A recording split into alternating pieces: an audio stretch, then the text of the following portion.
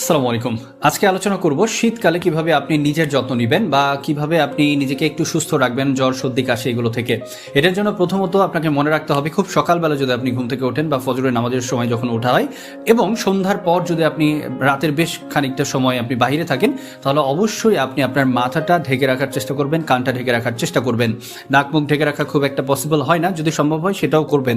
এতে করে দুইটা কাজ হবে, এক আপনার ঠান্ডা কম লাগবে এবং দুই শীতের যে কুয়াশা সেটা যদি মাথায় বসে যায় তাহলে কিন্তু জ্বর সর্দি কাশি হওয়ার সম্ভাবনা বেড়ে যায়। সো সেখান থেকে আপনি মুক্ত থাকতে পারবেন।